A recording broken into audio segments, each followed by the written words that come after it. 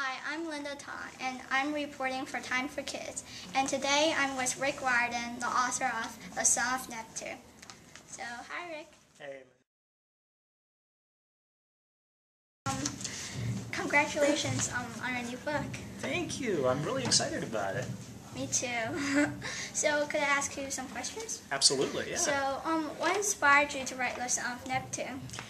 Well, The Son of Neptune it is really an important book for me because it's the return of Percy Jackson, who was my main character, of course, in The Lightning Thief. But he returns in a totally different way. He doesn't remember who he is. He shows up at a different demigod camp that's for Romans. So it's kind of like I had to reinvent his world all over again from scratch.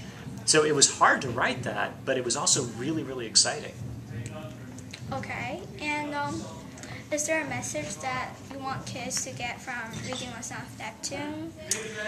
I don't know if there's a particular one message that I'd like them to get, but my main hope is that I'm always writing books that kids want to read. So if they finish the book and they're really excited to read the next one, then I feel like I've done my job. So that's the main thing. Keep reading.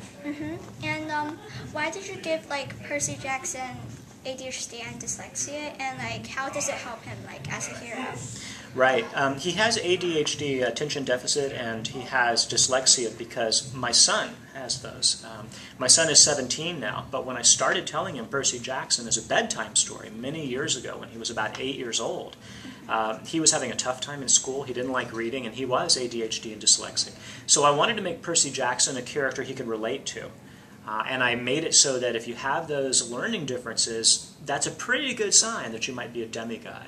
So I turned something that some people see as a weakness into a strength, and I think my son appreciated that. Okay, and are some of the characters based on your favorite heroes, or maybe which ones, and and if not, who are the characters based on? Well, most of the characters are just made up. Occasionally I'll take pieces and bits of different personalities of people I know. Some are based on ancient characters, like Annabeth is loosely based on the Greek female hero Atalanta, just loosely though. Some are after real people, like Mrs. Dodds, the evil math teacher. She's actually based on Mrs. Dodds, who is a teacher I used to teach with at the school where I was a middle school teacher. But yeah, most of them are just made up. And what gave you the idea for the Roman Camp Half-Blood? The Roman Camp Half-Blood was something that I'd been thinking about for a long time. What would it be like if it was Roman instead of Greek? I knew a lot of Roman history, and I read a lot about Roman legions and how they formed their camps and the kind of training that they did. So it was based on a combination of research and cool things in Roman mythology. There are some really interesting things that the Romans have that the Greeks don't have. So it'll be interesting to see what you guys think about it when you get to read it. All right, and why do you write, fantasies, and what do you like about the genre? Yeah, I've always liked fantasy. I guess it's just my personal preference. I like realistic fiction, but if I'm going to pick up a book, I tend to pick up a fantasy, and I've always been like that. The first books that I remember reading that I really, really loved was The Lord of the Rings, and that got me into Norse mythology and Greek mythology. And what part of writing The Son of Neptune did you enjoy the most? I think it's the same with every book. The part that I enjoy the most is when I'm done. Because writing it is hard. It's a lot of hard work. The revisions are really tough. But when it's all done and I get to read it to other people and they enjoy it, that's just the best thing ever. And also in our blog, you talked about how when the books arrived at your house, and was that also really exciting?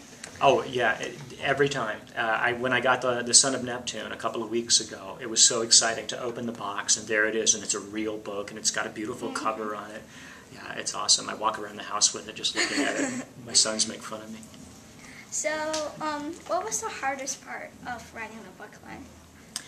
I think the hardest part was doing Percy's point of view, but from third person, because I'd written about Percy Jackson for 5 books, but it was from his point of view, I did this and I did that, and suddenly I was writing about Percy from third person, Percy went down the hall and he saw this. So that was really kind of tough to sort of reinvent the character, but it was neat too. I enjoyed doing it.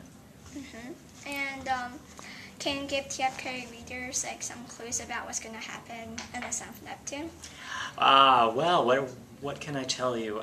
They are going to go to the land beyond the gods, which is very, very far in the north. So I'll let you guess where that might be. But that's the place where the giants hang out. It's so far north that it's even out of the realm of the gods. The gods can't help you there, and they can't reach you there.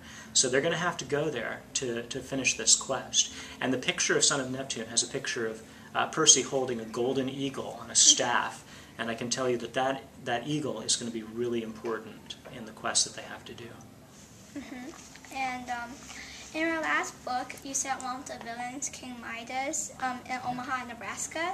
So does that have something to do with Mr. Warren Buffett, Omaha, Nebraska? Yeah, you're very, very perceptive. That's right. They sometimes call Warren Buffett the Oracle of Omaha because he's so good at predicting what's going to happen with stocks and money. So I thought it'd be funny if King Midas ended up there because King Midas is always interested in gold and money. Yeah. And how long did it take for you to finish this book? It took about 6 months. It used to be that I took a year to write every book, but I'm really trying to speed that up. And now I'm trying to write one every 6 months so I can do 2 a year. And it's hard, but I can do it. I don't think I could write any faster than that. Oh, all right. So, like, what's your favorite part of the book? Like, maybe a detail or maybe like a chapter? I think my favorite part of the book is when one of the characters, whose name is Hazel, she meets this magical horse whose name is Arion. Arion is from Greek mythology. He's not as well known as Pegasus, but he's an amazing horse. And I don't want to spoil the scene for you, but when you find out what he's capable of doing, that's just a scene that I still think, that is so cool. I wish I had a horse like that.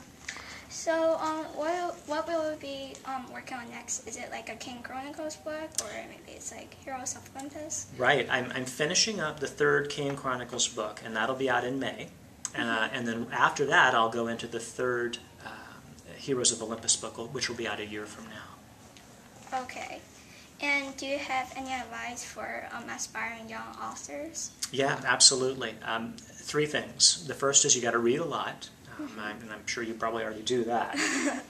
The second thing is practice, practice, practice. The best way to get better at being a writer is just to write a whole lot. And the third thing is don't give up. Every writer gets rejected. I've written stories. My first story got rejected so many times. The first book I wrote got rejected 14 times. But if you just keep at it, you can get there. So those are the big 3. And, like, what do you do when you get writer's block? Yeah, writer's block is tough. Everybody gets it, I think. The main thing that really helps is plan out what you're going to say before. Do an outline, even if it's only like 1 sentence for every chapter that you're going to have. If you do that, then you have a map, and you kind of know where you're going to go. So that way you won't get to the middle and lose interest and not know what to do next. And I think that's about it. All right, well, thank you. Great questions. Thanks. You bet.